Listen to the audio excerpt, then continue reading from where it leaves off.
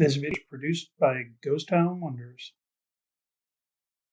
Good morning, everybody. We're going to take a trip out to Delamar Ghost Town this morning. I want to show you guys around. It's an old ghost town. It's probably about 150 miles north and east of Las Vegas. It's a fine day to take out some photos and some videos. I'm going to share with you when I get back. Got the old trusty coffee to head out on the drive, and we'll catch up to you guys later. Hey everyone, thanks for watching this video. I've been exploring ghost towns most all of my life, ever since we was a young kid and with my dad and my younger brothers, mainly throughout the state of Nevada, some in the eastern parts of California, but I've never videotaped anything. I thought it would be fun to try that and share my experiences with you all. Today we're going to take a look at a town site called Delamar. It's about 150 miles north and east of Las Vegas, Nevada. Come up here to take a tour on this and do some exploring. Come on with me. Let's go take a look.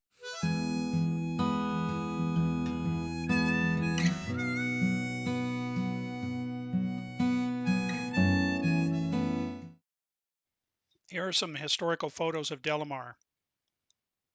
You can see what this city must have been like at one time. You see a very vibrant, big operations and mills and population. I'm going to use these photos throughout my video here so you can see what the places used to look like and what they look like today.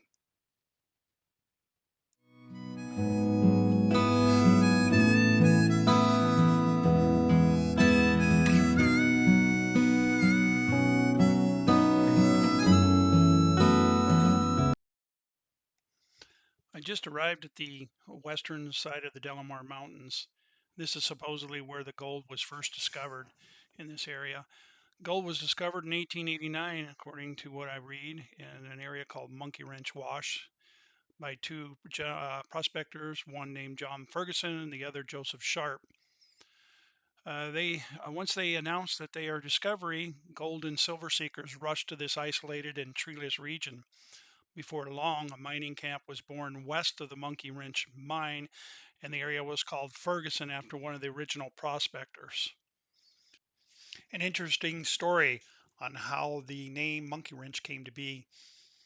It's said that soon after these prospectors left their home, they discovered that they had neglected to take anything with them to break rocks. So while they were on the trip, they kept their eye open for any supplies that they may be able to use to replace the hammer that they had left behind. The claim that the first and the only thing that was discovered was a main part of a monkey wrench. While riding the western slopes of the Delamar Range, Ferguson and Sharp noticed alluvial cobbles containing golden flakes. Using the monkey wrench as a makeshift hammer, they tested the ores and then subsequently named their discovery the Monkey Wrench Claim. They went on to continue exploration in this region, filing claims with the Lincoln County Clerk in Pioche, Nevada. A town site was laid out in the valley below the original mine site. They called the town site Helene, which was the name of one of the prospectors' wives. There was a story at the time from the Pioche Weekly Record. They described the town of Helene as prettily situated between the hills, consists of about a dozen tents and two frame buildings, scattered over about 10 acres of level spot in the canyon. The businesses housed a drugstore, a boarding house, a lodging house, and two saloons. In 1892, this district was geographically isolated from major transportation networks. The Intercontinental Rail Line stopped at Milford, Utah, located about 150 miles to the north and east of this area. The trip from Milford by freight wagon required a week or a month, depending on the weather and the road conditions. Fortunately, much of the food source was provided by farmers and ranchers in nearby valleys. One area was called Pahranagat Valley, about 30 miles to the west, where modern day Alamo it now is. And there was another valley, Meadow Valley, 30 miles to the east, where modern day Caliente is located. I now moved up to the headworks of the Helene mine site. Again, I believe this is the first location of the discovery of the gold. You can see this structure right here. It looks like a hopper of some sort where they dump the ore out, and then the tailings go going beyond. You can see the tailing pile out front there. Again, a very vast valley. Beautiful clouds covering over. It was an outstanding day. A little windy, and then I'm panning back towards the open mine. You can see the vertical or the horizontal mine shaft right there. Again, I'm out here by myself. I want to make certain that everybody understands it's not a good idea to go into these abandoned mine sites. So please stay out for your safety. I'm making a point of showing you this access road, which goes over into the actual DeLamar mine site. If this was the original access road, it's kind of interesting to me that it goes right past the cemetery, which is one of the first things that you see when you come into the town. I thought it was kind of an odd, welcoming sign to see a cemetery prior to you going into town. This is one of the more well-preserved grave sites. As you can see, it's very ornate. It's got a metal fence around it. Although there's a lot of rust on it, it appears that it may have been restored from its original. That's just speculation. This is a grave site of a person known as Etta Frank. Other than extremely young, which appears to be 23 years old, there's not much history written about this particular person and who they may have been associated with in the town of DeLamar. Again, this is one of the two cemeteries, as I understand.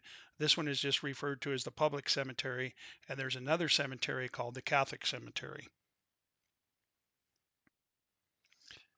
This is a gravesite of a family, last name with Horn. The first one there that you see, the large tombstone right there, was a person by the name of Fred A. Horn, described as a son of Agnes. These was a pioneer family in DeLamar. And in particular, Agnes has a lot of history here. She had lived here 51 years, according to newspaper. She was the DeLamar's absolute last resident. She passed away in 1944. A few other things about Agnes. She was reported in the Reno Evening Gazette a couple of times at least, once in 1940 and the other in 1941. Just to read you a little bit of passage on that. It states that a mining deal of much interest and importance to this section of the county was consummated on Tuesday when Mrs. Agnes Horn, pioneer resident of the mine operated at DeLamar, sold her valuable gold property out to outside interests. With a substantial amount of cash, one would expect Miss Horn that she would leave her old home for a more abundant comforts of the city life.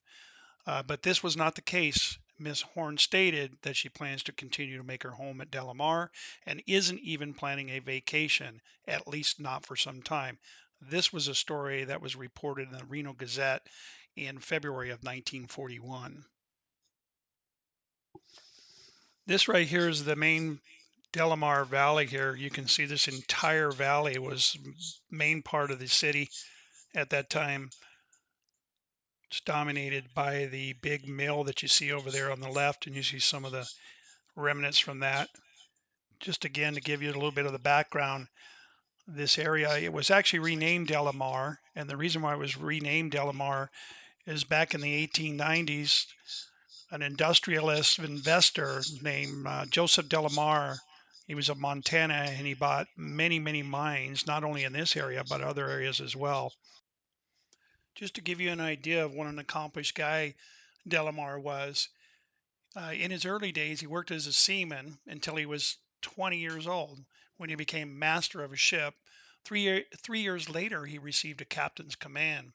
He visited many of the world's ports and acquired an education through his observations in foreign countries. He was attracted to submarine work, which was profitable owing to the American Civil War. So he abandoned the merchant service and became a submarine contractor. He was headquartered in Massachusetts, operating along the entire East Coast and the West Indies. DeLamar received several contracts for raising sunken ships and was very successful. Mr. DeLamar was quite successful in the mining business as well. While he was still a young man, he moved to New York. There he heard stories about mining and the industry out west. He took an interest in there, and that same year he took a private course in chemistry and metallurgy from a professor from Chicago University. He decided to go purchase some mines out west. He bought his very first mine in Colorado for $5,500 in 1879. He operated it quite successfully until 1885, and he sold it for a very handsome profit of 100 to $130,000. After that, he continued to purchase and operate and sell many mines throughout the state of Idaho, Colorado, and of course Nevada. Early in the development of this area, residents and operators alike were facing a dilemma to try to develop water in sufficient supplies for human consumption and ore processing. There were many small seeps and springs nearby a 10-mile radius, but never enough to keep up with the demands. A more reliable source of water came from an area known as Meadow Valley, some 12 miles away. A piping system and pumping stations were constructed to provide Delamar with a more reliable source of water.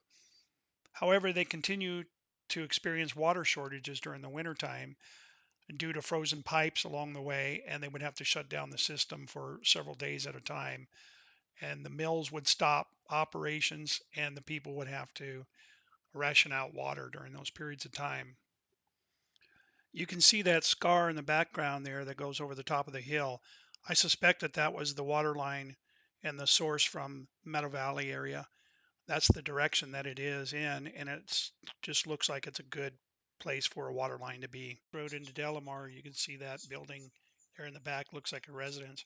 I want to go inside and kind of look at it. I want to look at the rock structure, which was very, very common in this area. I wanted to show you these rock buildings, which was most every single building out here. Just kind of showing you an example. You can see the great big boulders there in the corner. Of course, those are called cornerstones. Normally, they were much larger than the rest of the rocks that they were using inside the building. And here's another example of what they did for the openings. You can see the openings were bridged across from rock wall to rock wall with usually some kind of a timber header. And they had to make that structurally sound so they can get across those openings. I thought that was kind of an interesting approach that they did to use some lumber. There was some lumber that was available locally. There was a regional mill. It was actually known as Monkey Wrench Sawmill. It was located in the timber stands a few miles east of the area. Some of the local residences here in the town side of Delamar. It's not unusual to see the wild horses in Nevada. Kind of a rough area for them to be hanging out, I would think, but that's where they are.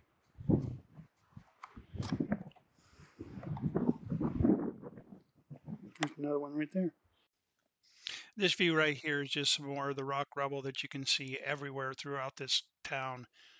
I'm looking out into the east, out into that big Delamar Valley. And as I pan to the left here, you can see what may have been or what has been designated as the main street. You can see that one wall structure out there.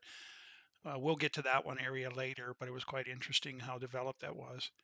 This area that we're looking up above was full of actual mine structures, sheds, many different structures. You can see tailings. That whole side was actually developed with many, many mine implements.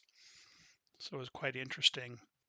This rubble right here was the ruins of an area that was known as Company Row. This is the original mill site that Delamar started building in 1894. It became operational in 1895, and the camp began to grow. They soon boasted about 1,500 residents. By 1896, the Delamar mill was handling up to 260 tons of ore daily. The gold in Delamar mines was unique in the fact that it was contained in quartzite. The process to remove the gold from the quartzite resulted in large quantities of dust that contained particles of glass-like rock. This hazardous dust, when breathed by the mine workers as well as the townfolk, often resulted in disease of the lungs called silicosis. Soon the town earned the nickname the Widowmaker due to the numerous premature deaths from this horrible disease. At one time, there were over 400 widows living in Delamar. I like to walk around the inside of this building. I think this building was called the office for the mill. I think it was the original one. You can see it's a two-story structure. It's probably one of the most complete structures here at Delamar.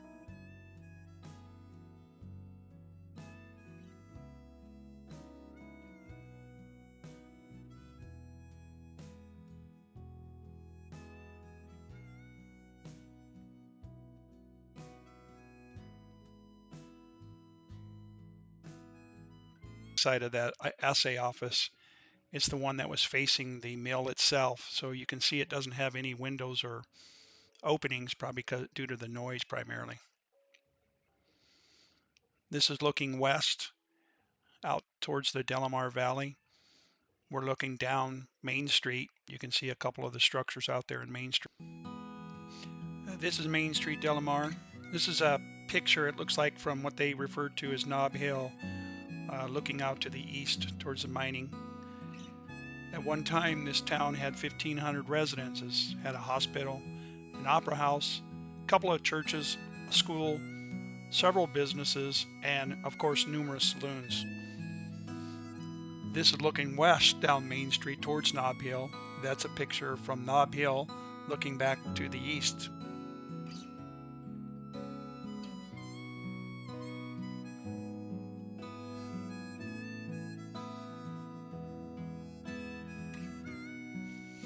That right there is a scar for the water line. You can see that they had some water lines that were actually inside the businesses, which was somewhat unusual at that time.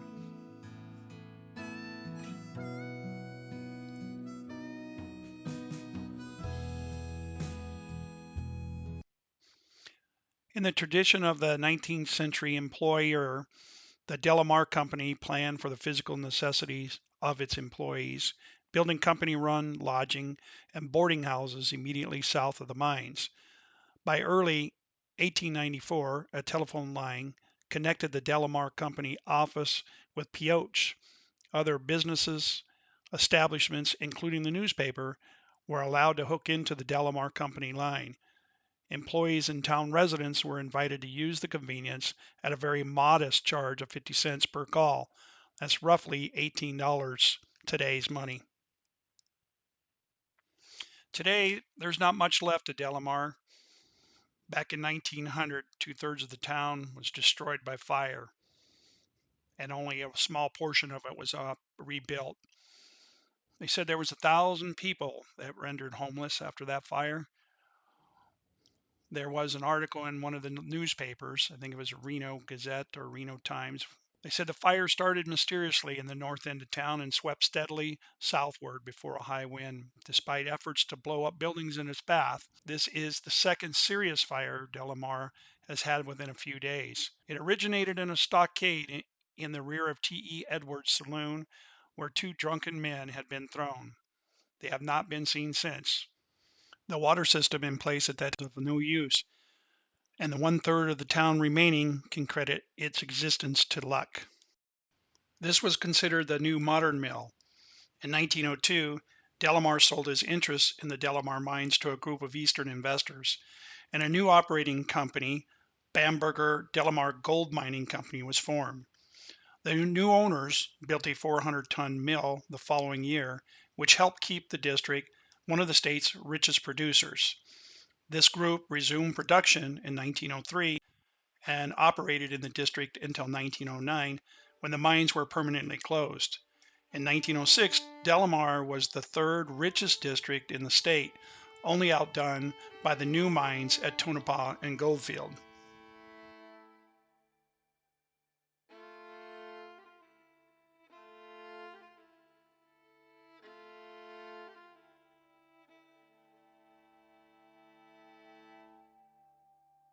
roaming around the old mill site right now, and the first thing I run across appears to be a pressure pipe, most likely, of course, carrying water. You can see the flange fittings, and you can see the spiral makeup of the pipeline itself, where you can see spiral and rivets. Quite an interesting setup. It looks like they had some pretty high pressure out there, even though most of the time they were lacking water. But this being the new mill site, they probably had some of that corrected by then.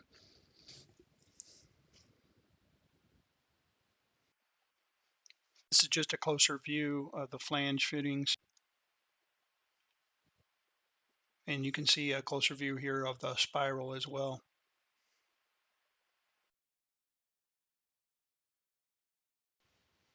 I'm really fascinated by the size of most of this mining equipment. You can see here it's been sort of rusting away. Again, keeping in mind that to be at this time it was pretty remote location, as I had mentioned earlier. So the supplies came from the rail, but that was 150 miles away. So this was freighted over by mules. When you look at the enormity of it, though, you can really get an idea of how much effort it must have taken to assemble these things on site. You can see the rivets here. And again, these are very large structures, very large bins. You can see some of this right here looks some kind of a bin with a separator, or it could be a ball mill, something to that effect, something related to the mining operation and the processes.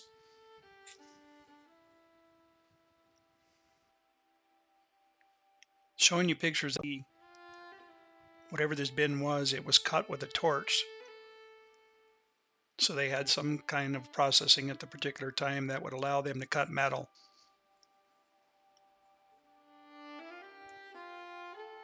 Again, just exploring around the mill site, you can see those very large timbers over there in the background. A very important part of the mill process.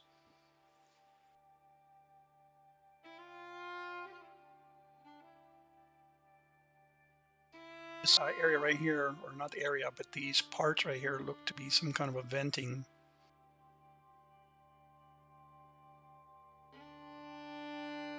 As stated earlier, mining operation in 1909, the town was mostly abandoned. In a paper article written about DeLamar, and it stated this: the old mining town of DeLamar, at one time a heavy gold producer and which helped make Captain DeLamar his millions, is completely abandoned. Only 10 people are left in the district, and they still have faith in the comeback of this old section. The district did experience a mining revival in the 1930s. A couple of newspaper articles of note, one written in 1930 by the Reno Gazette.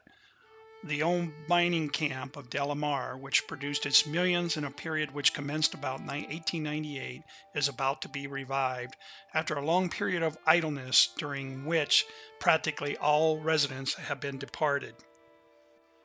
The other news of note comes from the Reno Evening Gazette. It was in 1933. Headlines read, DeLamar Cyanide Company will try heap leaching on immense dumps of tailings. The article goes on to read, heap leaching of the huge tailing dumps at DeLamar will be commenced by the Caliente Cyanide Company, according to manager H.L. Hazen, who states that the richer sections of the dumps have been materially diminished by mining operations conducted through long tunnels, which passing under towering pinnacles of the huge dumps have honeycombed the lower sections which presented the first residue from the former mills. Sections of these tailings assayed over $10 in gold and over 1,000 tons were shipped to the Garfield plant of the American Smelting and Refining Company. As I understand, this heap leaching process ended in 1940. After this operation ended, DeLamar only had one resident, and that was one of the original pioneers. Her name was Miss Agnes Horn. She passed away in 1941, and nobody has lived in DeLamar since.